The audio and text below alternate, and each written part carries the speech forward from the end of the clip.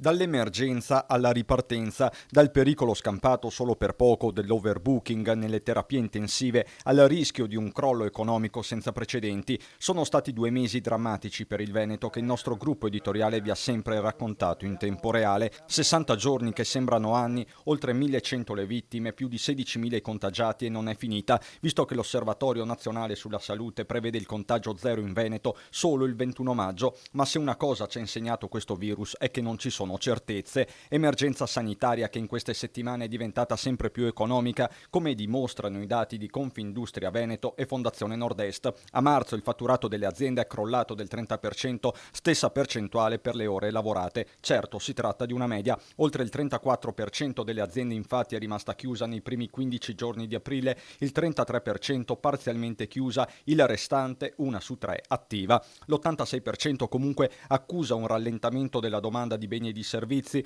oltre la metà vede nel brevissimo termine un'erosione ulteriore del fatturato. Quasi tutti parlano di un marzo nerissimo. Di certo nulla sarà come prima, nemmeno per il mondo produttivo, come ha fatto intendere il Premier Conte nell'informativa di poco fa al Senato. I motori del Paese devono riavviarsi, ma questo riavvio deve avvenire sulla base di un piano ben strutturato, articolato, che comporti una revisione dei modelli organizzativi di lavoro, delle modalità del trasporto pubblico ma anche privato, di tutte le attività connesse. Ed è proprio guardando al futuro anche immediato che tra gli imprenditori c'è una grande sfiducia, complice il giudizio negativo sugli strumenti finora messi in campo dal governo, inadeguati per il presidente di Confindustria Veneto Enrico Carraro, che da giorni chiede la riapertura anticipata soprattutto di alcune filiere come moda e sport system. Ma le parole di Conte sembrano frenare questa richiesta. Stiamo elaborando un programma di progressive aperture che sia omogeneo su base nazionale